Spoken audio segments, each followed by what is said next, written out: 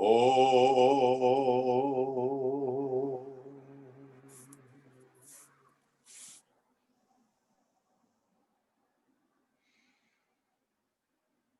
Gurur Brahma, Gurur Vishnu, Gurur Devo Maheshwara, Gurureva Param Brahma, Tasmai Shri Gurave Namaha.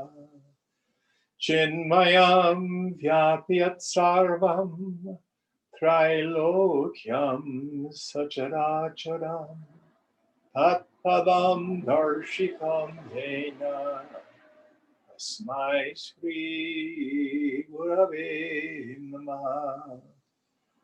Tvameva Mata cha Pita, Tvameva Bandhu cha Sakha, Tvameva Vidya Dravinam, Tvameva Sarvam Mama Deva Deva, Tvameva Sarvam Mama Deva Deva. Jai Guru. Om Sahana Bhavatu, Sahana Bhunaktu, Sahaviryam Karavavahai, Tejasvinavadhitamastu ma vidvishavahai. Om Shanti, Shanti, Shanti.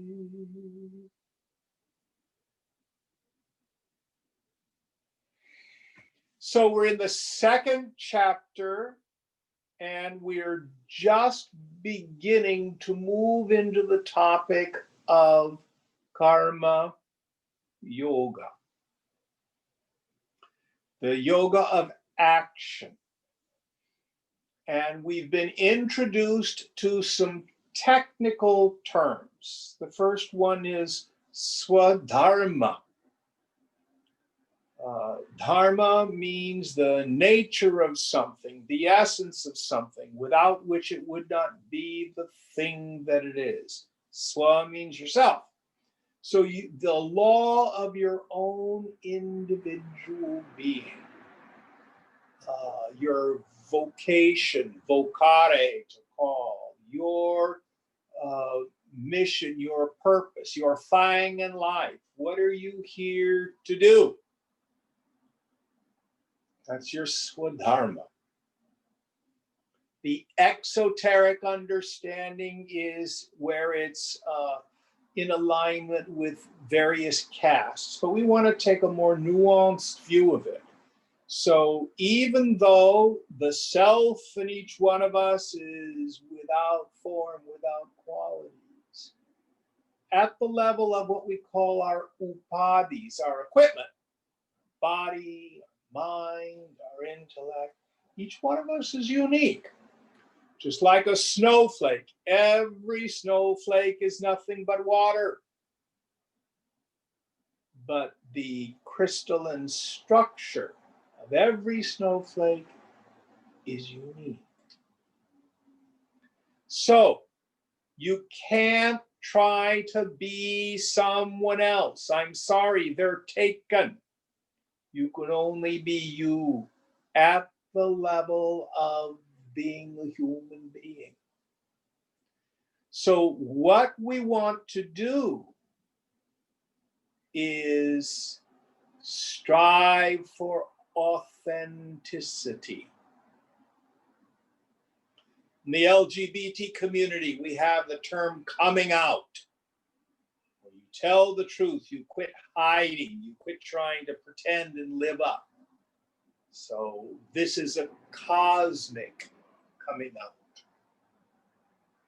How authentic can you be? And we talked about 5 elements to karma yoga. How to take our action and use it as a way that's conducive to our self-realization, rather than further binding us. So the first idea is act. So Krishna says to Arjuna, fight. How?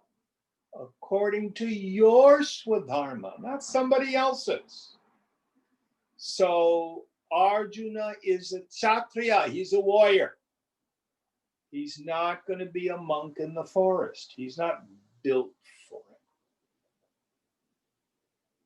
So we have to have this self-honesty with the small s. This is what I am. This is what I like. This is what I want to do. Act according to your swadharma. That's the second.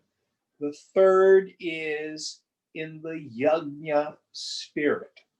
Yajna means a sacrifice, a Vedic sacrifice. So we'll go into this more deeply, especially when we get to chapter 4. For now, we can say, serve something greater than your own ego. And then the fourth, renouncing our attachment to the karma phalam, the fruits of action. And then the last one, renouncing our identification with the sense of agency, the karta and the bhokta, the doer and the experiencer. It's the most difficult. We'll get to that in the 5th chapter. So Deepa, I think we're about, what, verse 37? Jim, I think we are at 35, 36, but if I could be wrong. I have around 35.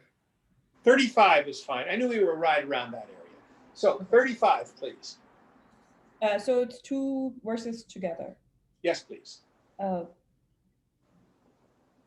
me share my screen just a second.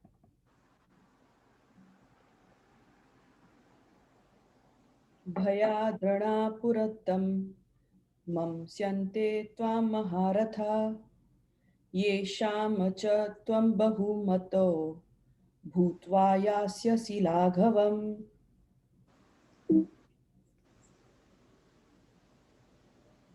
Avachya vadamscha bahun vadishyanti tavahitaha nindan tastava samartham tato dukkhataram nukim. The great battalion commanders will think that you have withdrawn from the battle through fear, and you will be looked down upon those, looked down by those, looked down upon by those who had thought much of you and your heroism in the past. And many unspeakable words will your enemies speak, cavilling about your powers. What can be more painful than this? So Krishna acknowledges for Arjuna that right now he's still heavily ego identified. So for a person whose temperament is, I'm ambitious, I want to win in the battle of life, being considered a wimp, a loser. What was the other one that the president used? A sucker and a loser is humiliating. So Krishna starts to say, this is what's going to happen to you if you withdraw from this fight. And then he just watches Arjuna's face turn red as he gets triggered. Not only that, everybody's going to talk about you. What a loser you are. What a coward you are. What can be more painful than that? So at this point, he's talking about how we cannot be free from ego, free from the things that trigger us through what I call phony renunciation. What do I mean by phony renunciation? When we engage in an activity and we're attached, it's not the activity that's painful, it's the attachment to it. And I'll just share a real life experience out of my own life. So we're going back, 50 years. And at that time in my life, I had a great desire to be an opera singer. And I was studying voice. I was this young guy. I was about 20, 22 years old. And one of my problems is I had crippling stage fright.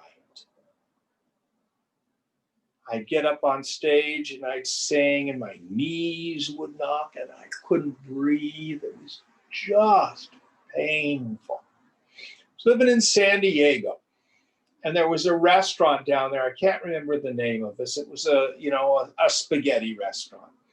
And they had young singers come and sing opera arias. The old-timey days, they used to do that a lot. I don't know if they really have those kind of restaurants anymore. But I got up to sing my song, and I wasn't very good because I was very scared. And I came down, had a glass of wine there, and I drank my wine, and I said, this is just too painful. I'm going to give it up. That's phony renunciation. Because my swadharma was to be a singer. And as many of you know, I made my living as a professional singer for a long time.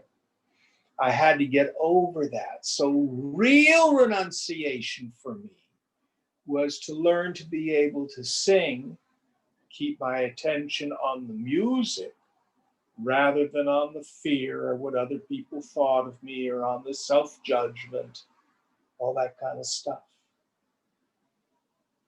So Arjuna was practicing phony renunciation. This fight's too scary. So my solution is to run away. I'm thinking of a conversation I had with a young lady. And she was involved with this fellow. She's said to me, she's quite young, in her 20s. She wants to get married. She wants to have children. It's been real hard for her to find a good relationship. So she gets involved with this fellow. I won't go into the details, but she gets her heart broken, as happens. So one part of her mind says, I'm done with men. Could be. But I know her pretty well. I don't think she's done with men. What she's got to do, her yoga, is to be able to be in relationship, work through all those issues, and not run, not bolt.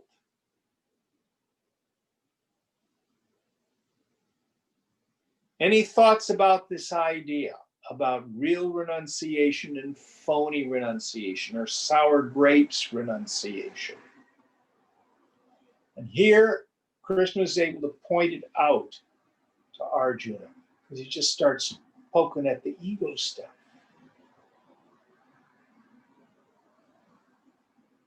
No questions, no thoughts? All right, next verse.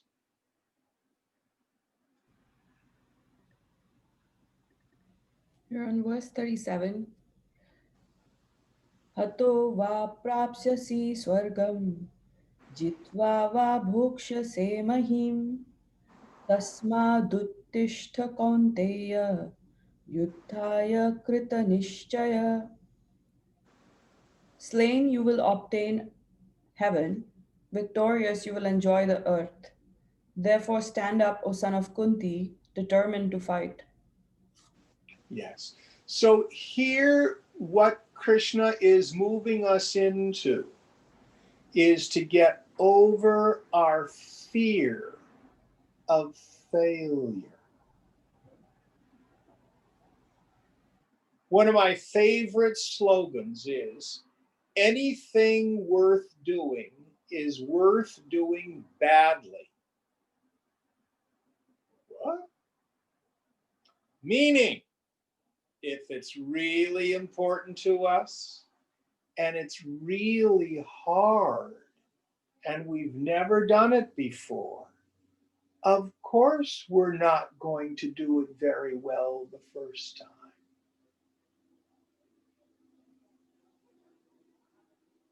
We'll be slain. So here, what Krishna is saying is, be willing to face that. Be willing to move through that fear of failure.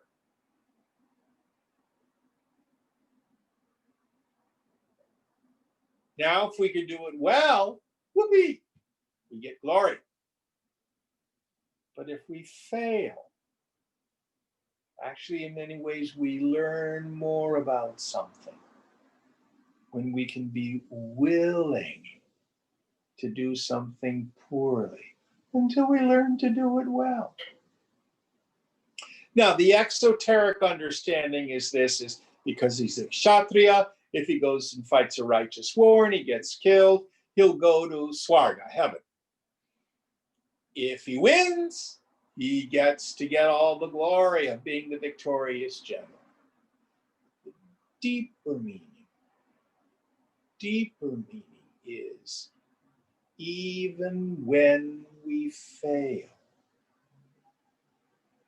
there's good stuff that happens. There's good stuff that happens.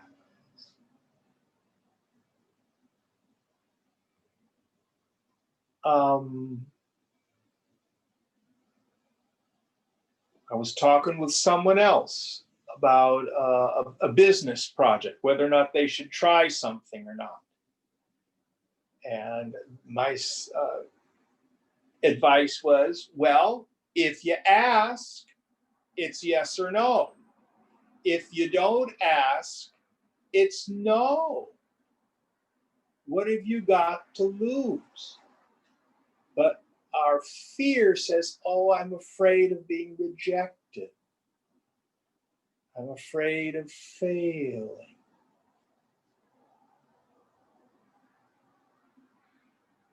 I used to say that was my law of dating. If you don't ask, it's no. If you ask, it's yes or no. And if you're not getting more no's than yeses, you're not asking enough. That's what I tell young people. So we've got to be willing to deal with the loss, the failure, the disappointment, and keep going. Next one.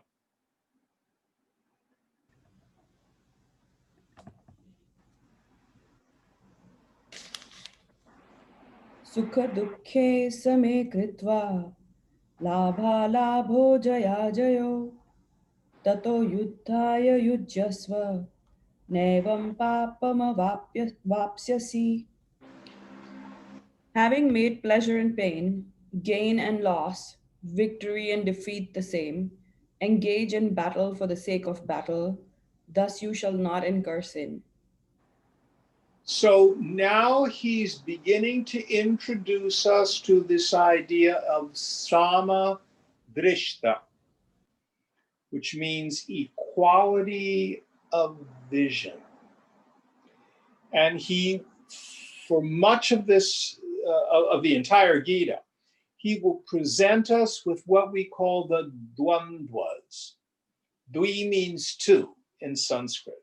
So dvandva means a pair of twos, the pairs of opposites. So the first, Swamiji always dukkha as pain. I like to translate it as suffering. Sukham dukkam cha. Pleasure and suffering, having made those the same. So what is pleasure and suffering? In the end, when the situation is conducive, I'm hitting all the green lights of life, I'm happy, sukha.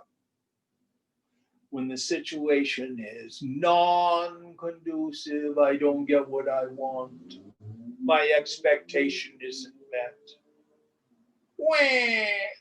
my mind suffers.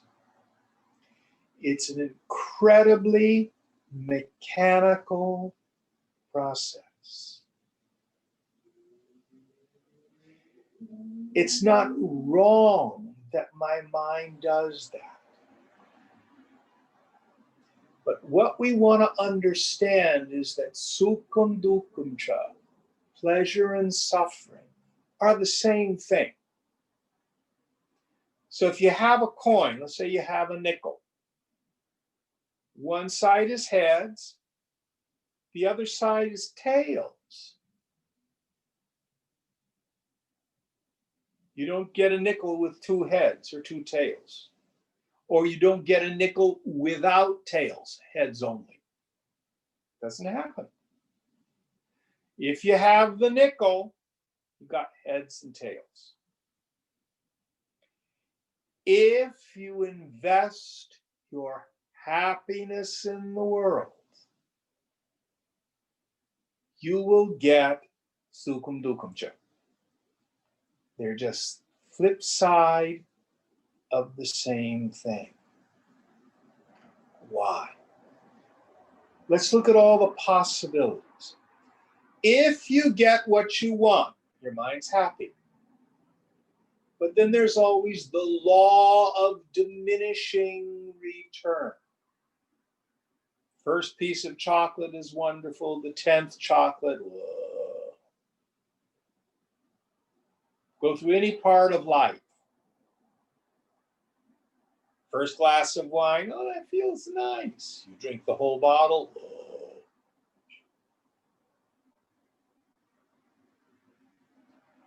So there's the law of diminishing return. At first it made me happy, then I get less happiness out of it. Secondly, it's always temporary. You go on a trip, you take a cruise. Oh, it's so wonderful. I had 10 days on the cruise and now I'm back to my awful life. Temporary. Everything in life is temporary. So even though I get a little bit of pleasure from it, I'm going to get suffering because it's gone. All right, I get what I want, but my mind shifted. I don't really want it.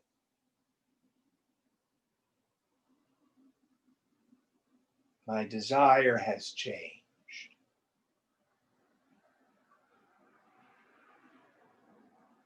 So whenever the mind is attached to the world, I'm not saying there's not any happiness in the world. Of course there is. When I get what I want, momentarily I'm happy. But it's always followed by sorrow. The more I'm attached, the more it hurts when I lose it. Anybody been deeply attached and smitten with a bow? Oh, I'm so in love. And then you break up. Oh, what pain. You want to know real pain? Somebody who's been married for 60 years and their spouse dies. It's like losing half your body. Even if it's 60 years, it's suffering. So here we want to stand back and understand. Sukham dukkam cha. That's this world's capacity to deliver. We stay in the viewpoint of the witness, knowing that's how the mind's going to react. We don't invest in it the way we used to. Whatever the suffering or joy that we get, don't worry, it will pass. Someone will come to me and they'll say, oh, this is so terrible. Things are so bad at work and blah, blah, blah, blah, blah. And I don't worry, it will pass. And then they come back, oh, I'm so happy I got a raise. I love everybody I work with. My new boss is really marvelous. And I say, don't worry, it will pass. Because everything in this world is temporary. If you study contemporary Buddhism in the Western world, frequently they will talk about meditating on impermanence. It's the same idea. Same idea. So this is the first dvandvas, pairs of opposite. Then what was the second one, Deepa? Was it gain and loss?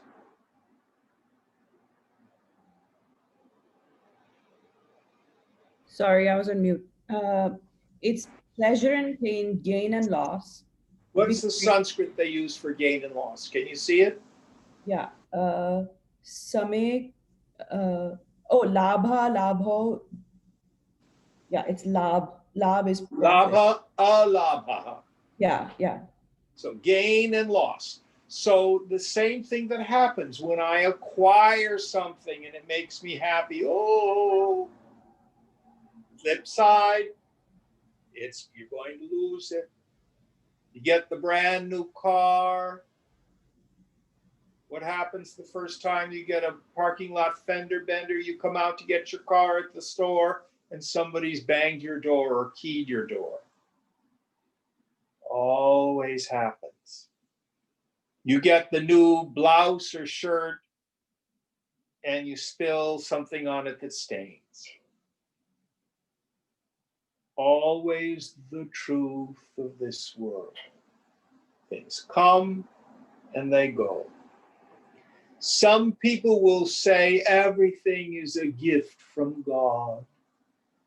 I don't like it. I don't think it's true. Everything's on loan from God. And God is the ultimate repo man. You never know when he's going to take it back, including the body itself. So, pleasure and suffering, gain and loss. And what was the third one? Victory and defeat. Siddha, asiddha, what's he use here? Jaya, ajaya. Jaya, ajaya. Okay. So literally victory and defeat. So sometimes we win at the battle of life, and sometimes we don't.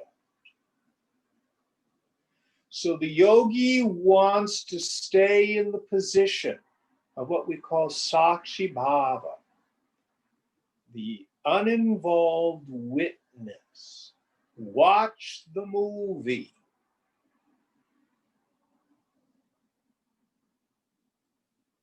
Wear your life like a loose garment. Be like an actor in a play. Play your part. Play it good. Laugh and weep, whatever your lines are. Inside, practice that vairagya, that detachment. Watch. You stay in the audience watching the play. Don't you get up there and start running around on stage. So this is a prerequisite for being able to successfully do the subtler practices of yoga. We have to be able to develop this samadrishta, turning the volume level down on our reactivity, practicing this witnessing. I am not my feelings, I'm not my thoughts, I'm not my judgments. I'm in the position of the witness of them. Any questions about this? All right, next one.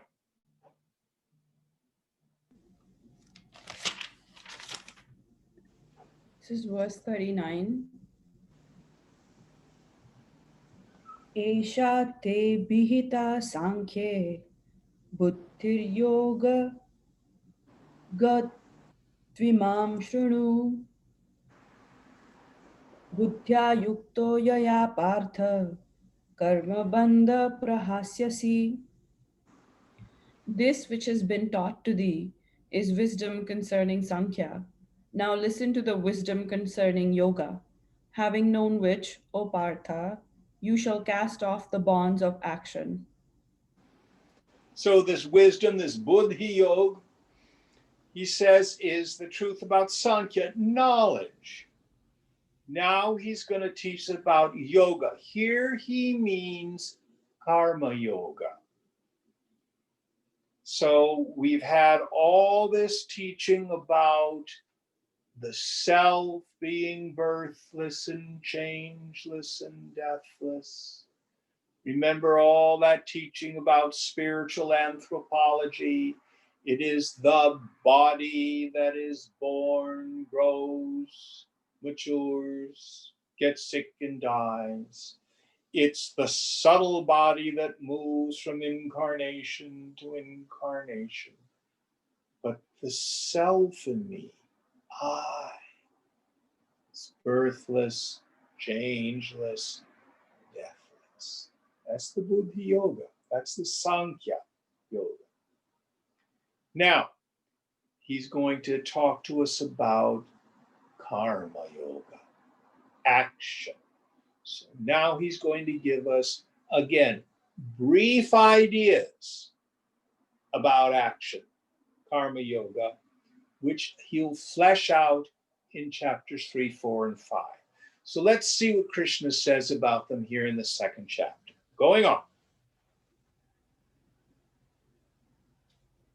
Neha bhikramana shosti pratyavayo na vidyate swalpamappasya dharmasya trayate mahatho bhayat.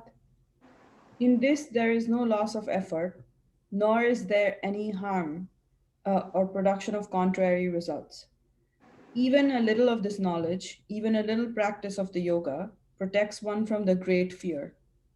Yes. So we have to see this verse in context. In some of the earliest philosophies that emerged in India, we have these ideas of karma, action, and we have notions of punya, merit, and papam, sin or demerit.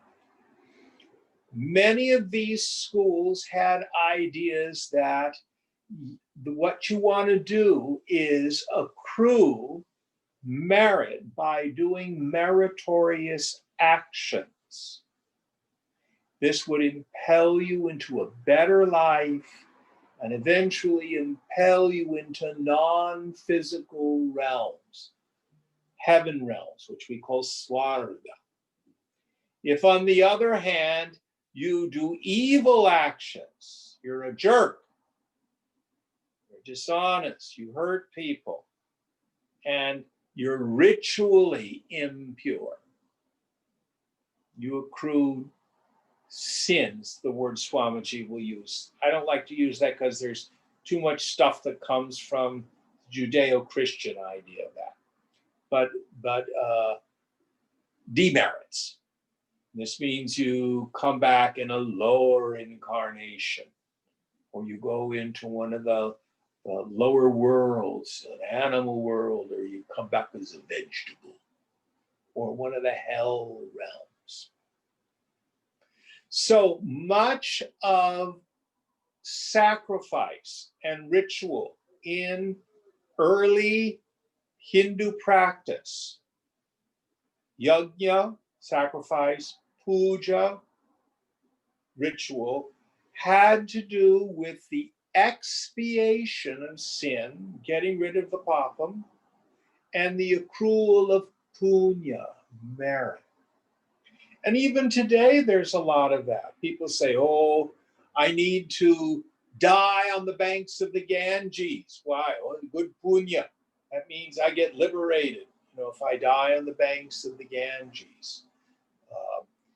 When I was in India in '94, I hooked up with a couple families, and we rented a van, and we did the Char Dham, the 4 temples at the headwaters of the most sacred rivers, Yamunotri, Gangotri, Kedarnath, and Badrinath.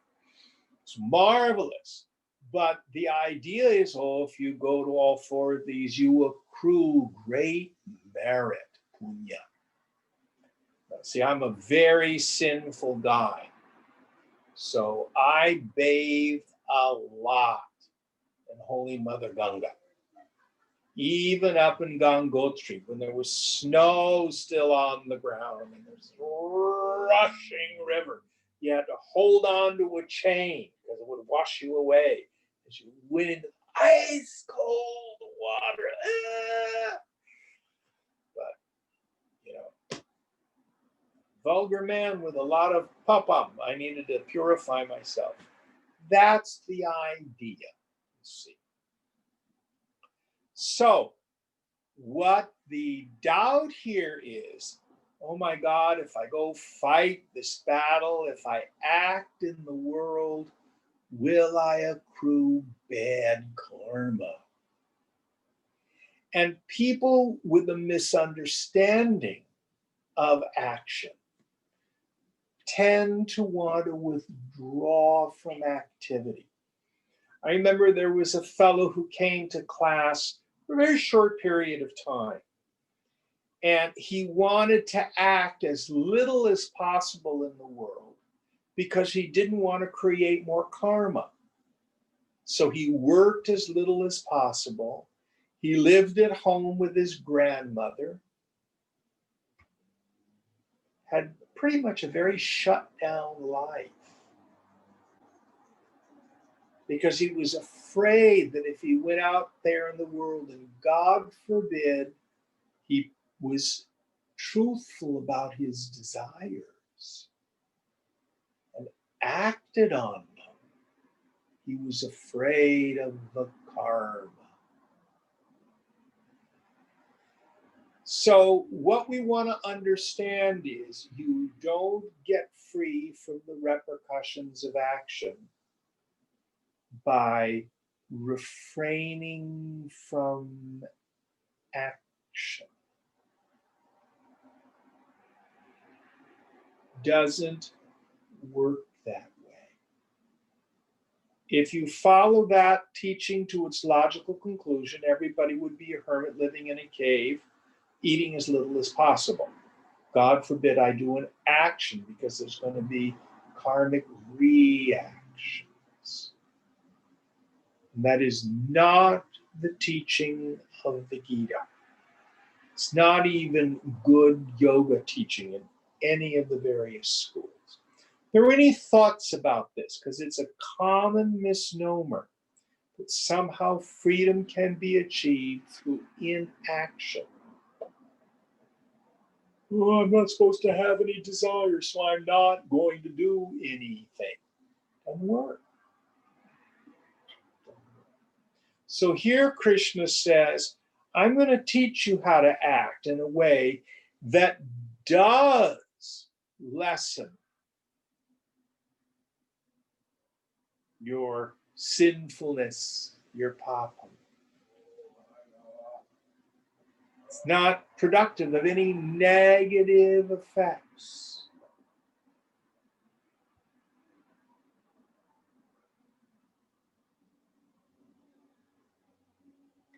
Swamiji used to use this metaphor. It's a bit dated now, but I think all of us can remember vinyl records on a turntable.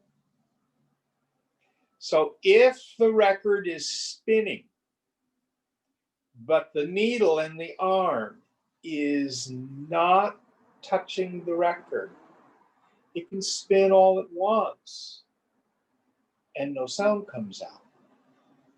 It's only when you drop the needle onto the record that you get the sound.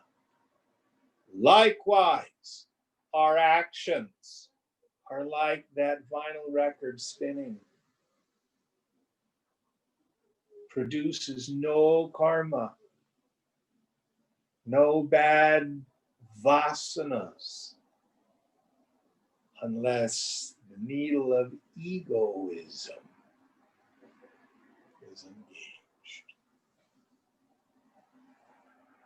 And what he says is, even practicing this yoga a little bit frees us from great fear. So this is another false idea we want to address. Oh, yoga's about suffering, being a renunciate, never having any fun, living a ascetic life because I want liberation as something in the future. And Krishna says, no. In fact, it's a very intelligent way to live. What we're going to do is give you tools that will begin to maximize the quality of your life right here, right now. The first thing it's going to do, it's going to begin to free us from fear. Why is that so important? It is my opinion that fear is the chief activator of all the rest of our character defects. If we look at our lives where we've been mean to someone or vengeful or we've lied or we've cheated or stolen or we've been aggressive or we've been racist or any character defect, any dosha that we may have, if you look behind it, you will probably find fear as the chief activator. All our bad actions. I've found that true. If you look, maybe you will too. All right, next verse.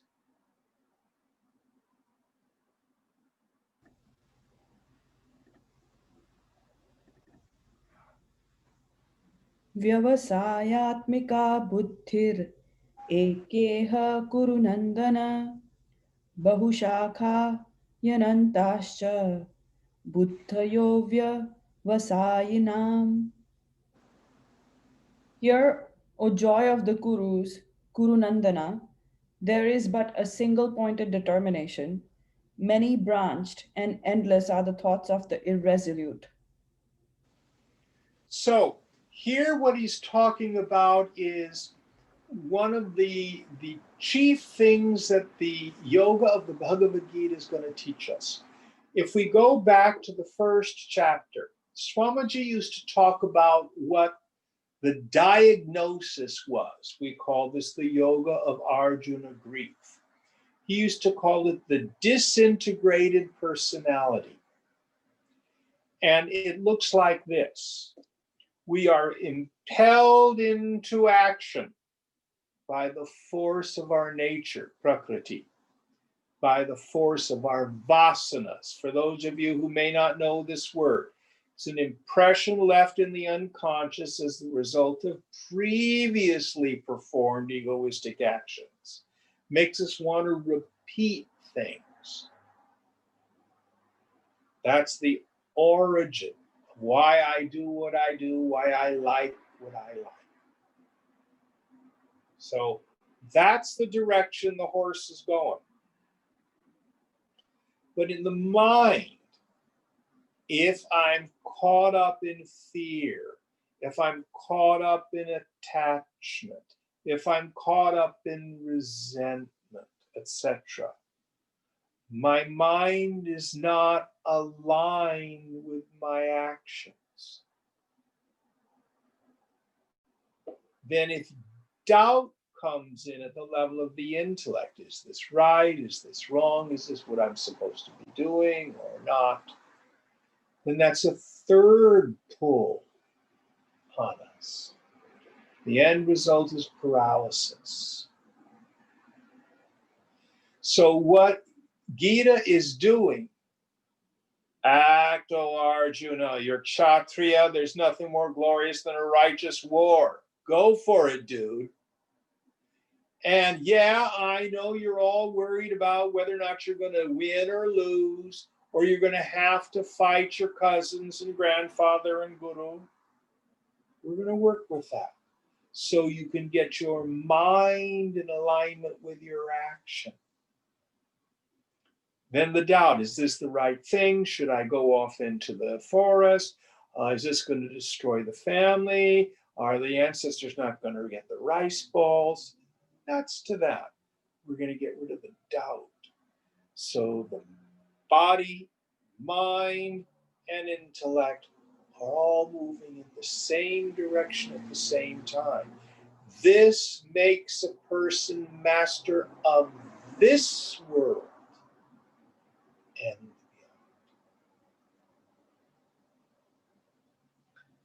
This is how to be successful in life, as well as understanding that which is beyond. So here Arjuna, or Krishna is saying to Arjuna, you will be victorious with this. It's going to work for you. It's a way of being in the world that works. We have hints of this that come from Joseph Campbell when he gave his famous series of talks on the hero's journey with Bill Moyers. And he used to use the expression, following your bliss. Trusting that deep intuitive part of us. Fearlessly.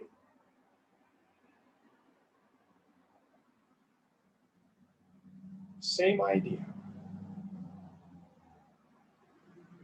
When I work with young people, not always young people, sometimes middle-aged people too, and they're wondering what they should do when they grow up. I will frequently say, if you had all the money in the world, all the education in the world, all the talent in the world, all the connections in the world, what would you be doing with your life? Don't think, just answer.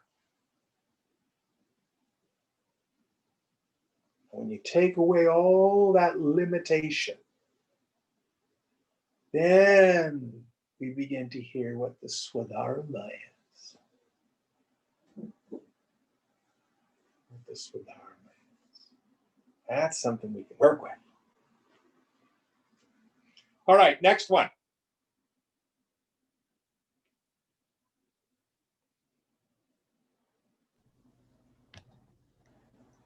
Yamimam pushpitam vacham pravadantya vipaschitaha Vedavadarata partha nanyadastiti vadinaha. Flowery speech is uttered by the unwise, taking pleasure in the eulogizing words of Vedas, O Partha, saying, there is nothing else.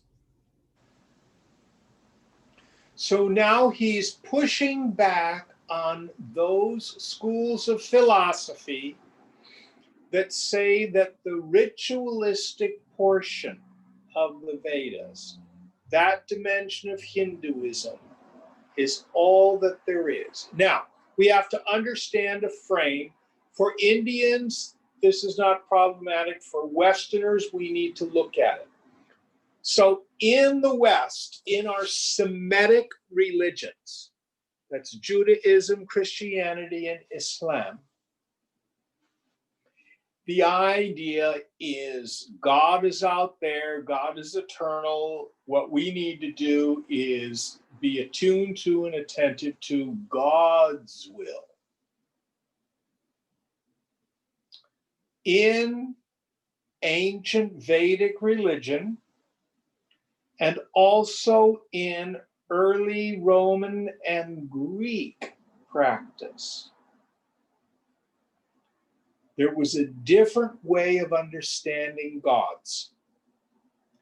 Gods are the presiding principles over the forces of nature, fields of human endeavor. Once in a while, it's the sense organs. But the idea is you can control a god through ritual. So, for example, before class, Deepa was talking about at Diwali, you do a Lakshmi Puja. So even today, when someone opens up a business, what do they usually do, Deepa? They do Lakshmi Puja and Ganesh Puja. Yeah. Why? To revere the goddess of wealth and prosperity and also resources. To propitiate the gods. In other words, to get them to do what you want them to do. Lakshmi, make me rich. Bless my business. If I do this puja, I can control you. Ganesh, do a Ganesh puja because he removes obstacles. All right, Ganesh, I've given you the mantras and the flowers and stuff like that. You know, get rid of my competitors. You know, get rid of my creditors. Get rid of the obstacles. So the idea is that we can control these forces through ritual. This is an old concept. You go back even to Egypt. You know, the pharaoh would do various rituals because it kept the universe in order. He was that important. And it was this connection between this world and heaven and the beyond. And there are these ideas that the gods, when we propitiate them, they will give us boons. They will give us what we want. This idea of the gods being propitiated by ritual. There are higher forms, by the way, of puja, where you do the ritual just because of your love of a particular form of the divine or face of God. You don't really want anything from them. You're doing it out of your sense of love. But I would bet, Deepa, that a whole lot of Indian families do the puja to Lakshmi so they're prosperous in the coming year. Isn't that right? Yeah, for sure.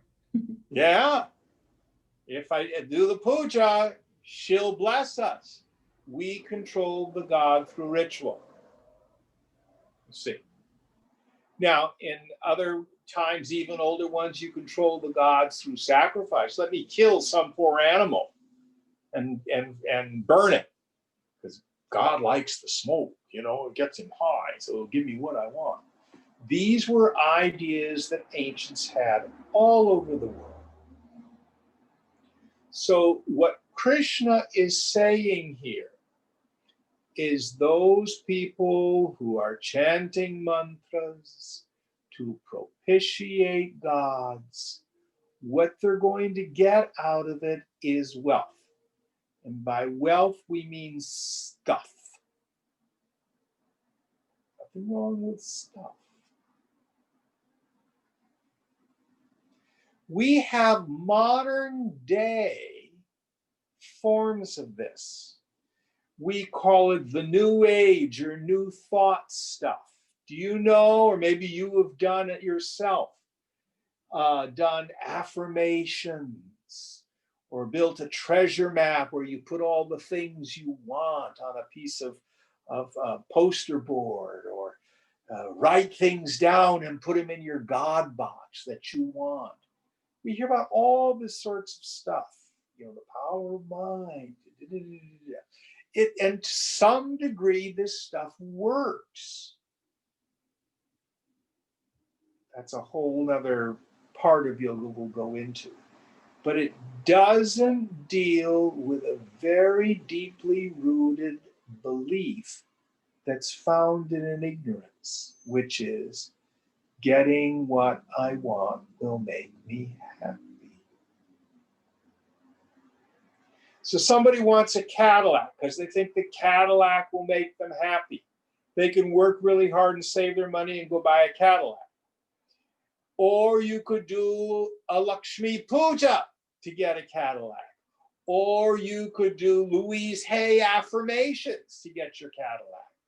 But if the underlying belief system is the Cadillac will make me happy, maybe for a minute, until someone breaks the window, until you have to get it repaired. 5 years later, you've got an old Cadillac. It's got 150,000 miles on it. Time for a new car. Oh my God, the payment is $700 a month. That doesn't even include the insurance, etc., etc., etc.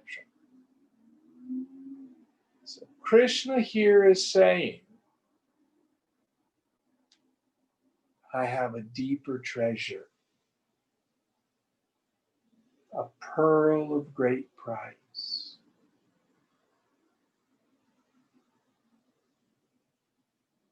Jesus said, I have food that if you eat, you will never be hungry again. Ooh, pretty good food. You know how you and I are. We eat food and then 4 or 5 hours later, we're hungry again. That's the world.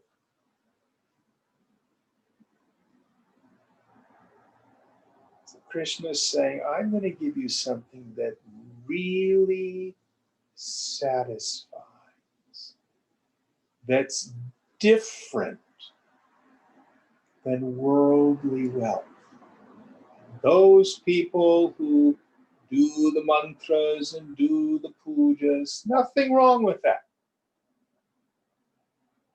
If you want a Cadillac, it's probably more efficient to do it from using metaphysical laws than just hard physical labor. Never deals with the underlying issue. Is that going to make me happy? We've already talked about the fundamental impermanence of everything in the world of name and form. Is there a way to find permanent satisfaction? To be santosha, content.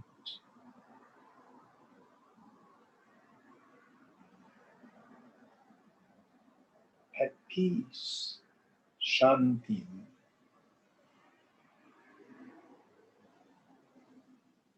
So here Krishna says that way of even using ritual, doing puja, all it can produce is temporary wealth. It's the best it can do. Then, of course, you do the puja and the stock market crashes. Then you go, oh, Lakshmi's mad at me. What did I do wrong? Did I mispronounce the Sanskrit in the puja? Have I offended her? So we get a lot of superstition. Because there are larger karmic things going on than just nice, stupid, silly little personal desires.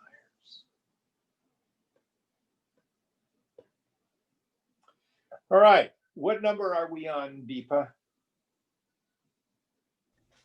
We are on 42. 42 Yeah. for next week. We'll do 42. Okay, it's now 7:30. We have time for questions. We covered quite a bit of stuff tonight. My apologies, Jim. We start at 43. We end at 42. We started 43. Okay. Yeah. Just as long as you remember, because I won't. Okay. Anybody have questions?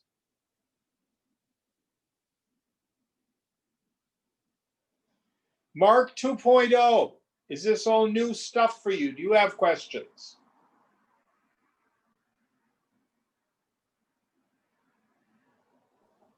Am I 2.0? Is he still with us? Am I 2.0 or 2.1? No, you're 1.0. The other guy's 2.0. The other Mark. No, it was good. What's your last name, Mark, so I can distinguish you? I'd rather than calling you 1.0. Mark Huai, Huai. I don't know how to pronounce. Yeah, that might be tough to pronounce. Huai. Huai? Yeah. Why it's pronounced? Yeah. Okay. No questions? No. Okay. Anybody else have questions?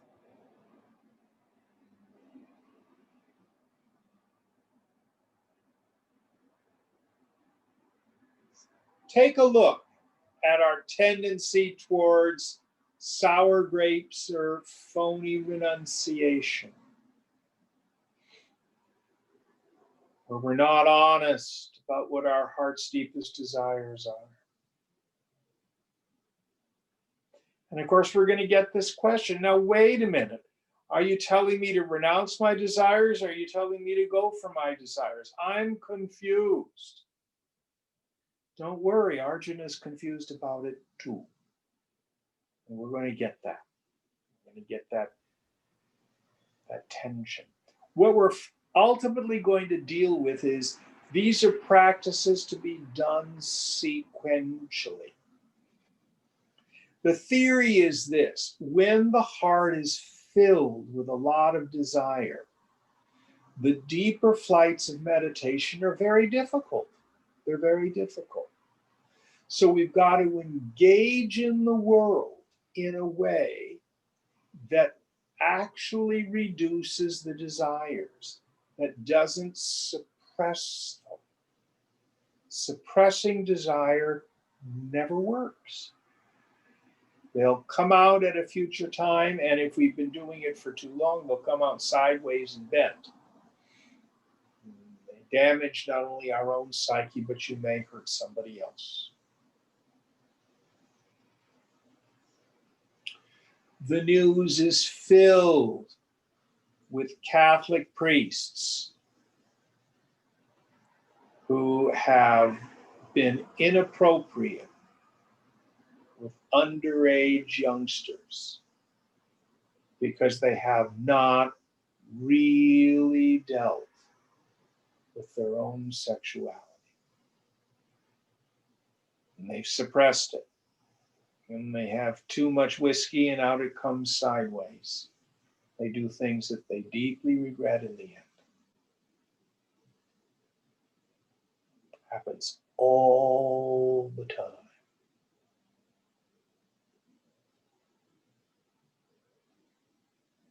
It's just one example. We've got to be honest. We've got to be authentic.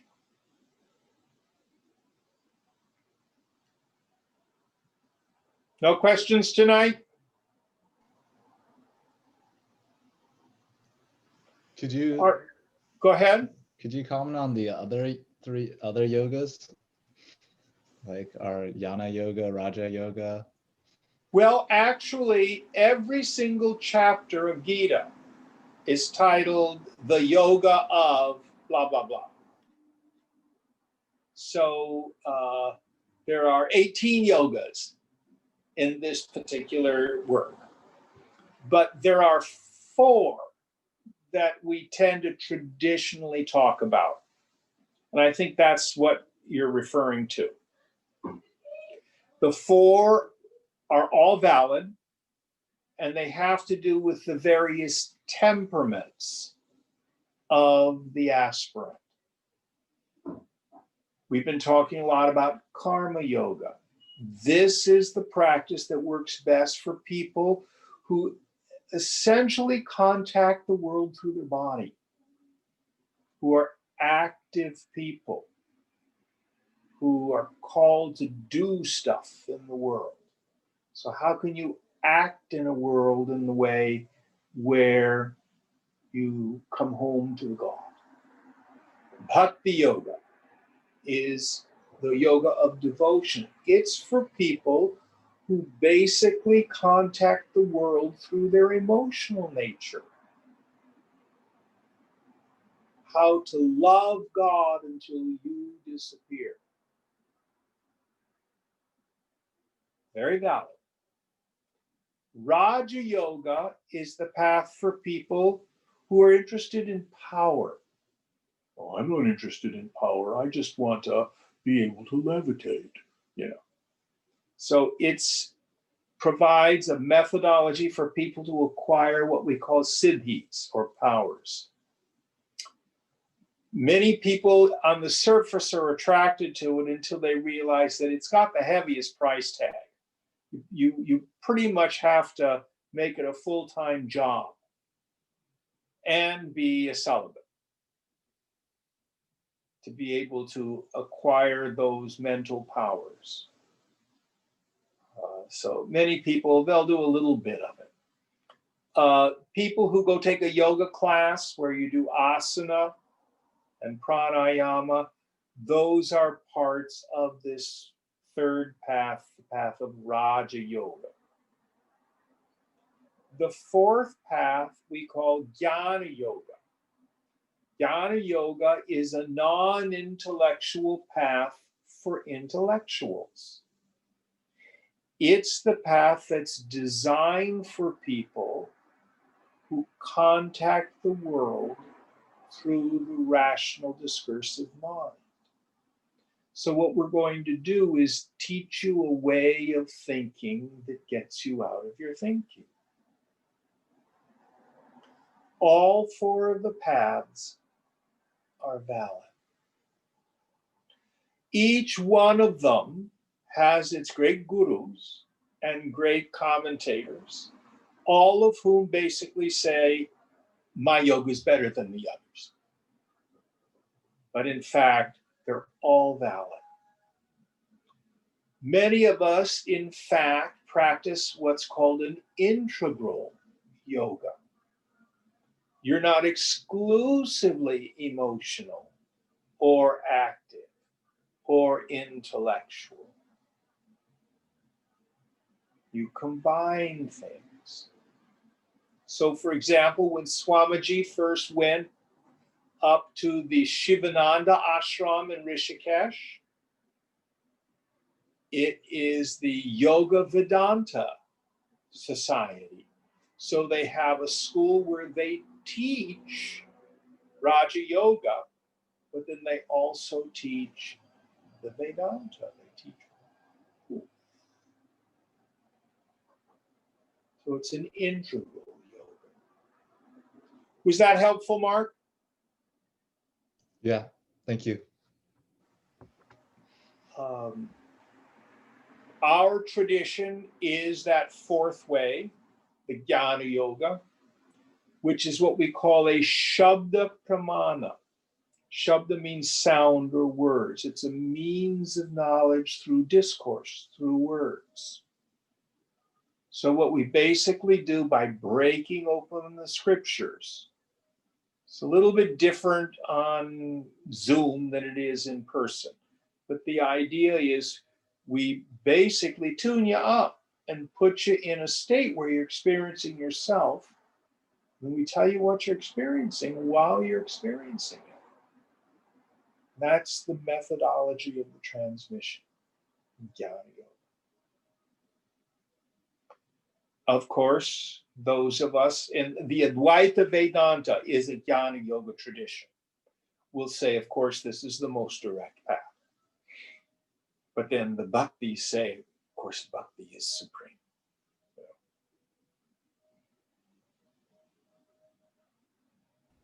So they're all valid traditions. Okay, any other questions? Can I ask a follow-up question to what Mark asked about? Absolutely.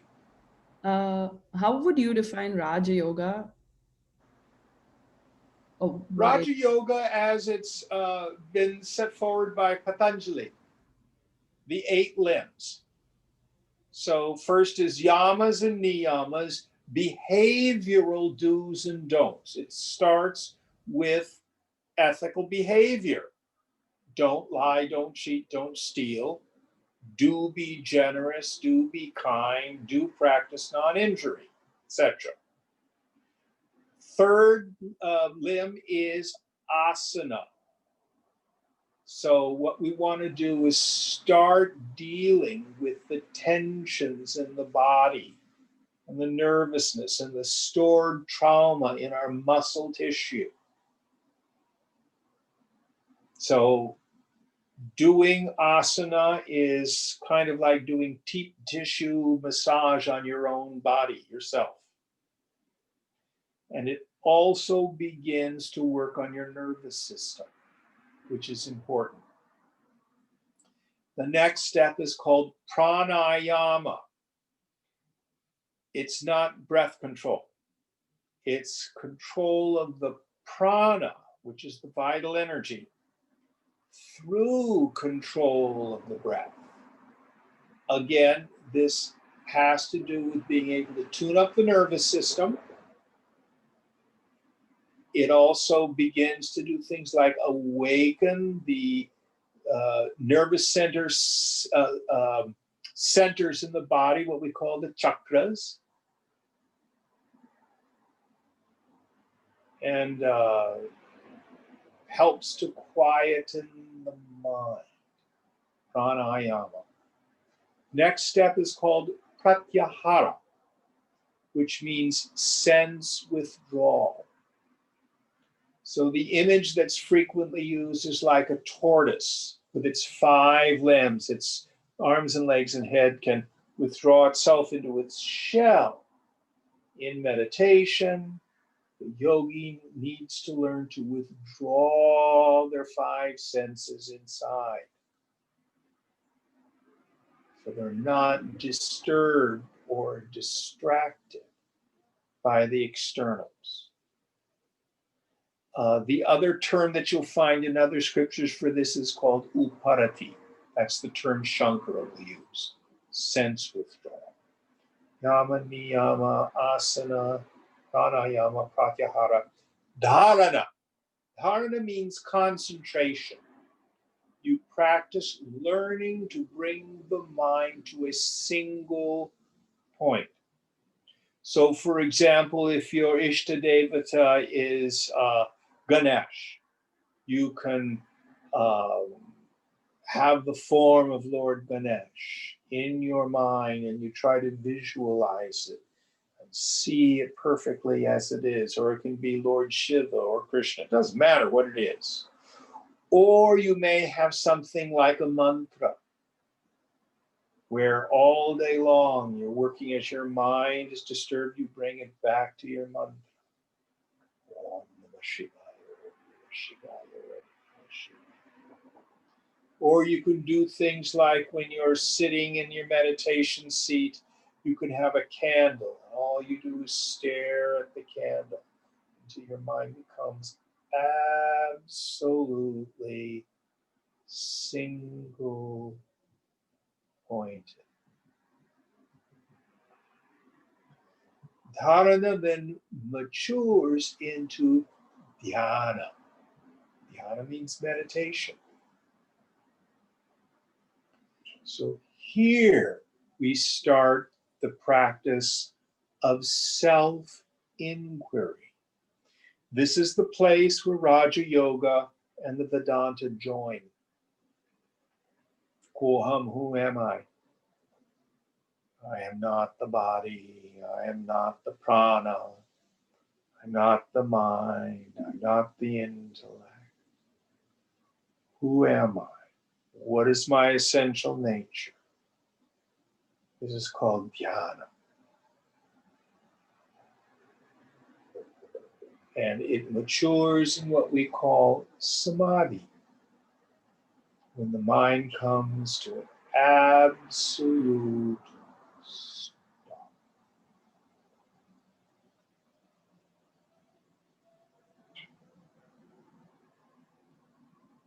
And it's in samadhi that our essential nature is realized. Actually, technically, when the mind returns from samadhi. So those are the 8 limbs. Ashtanga yoga, sometimes it's called, or Raja yoga. Was that helpful, Deepa?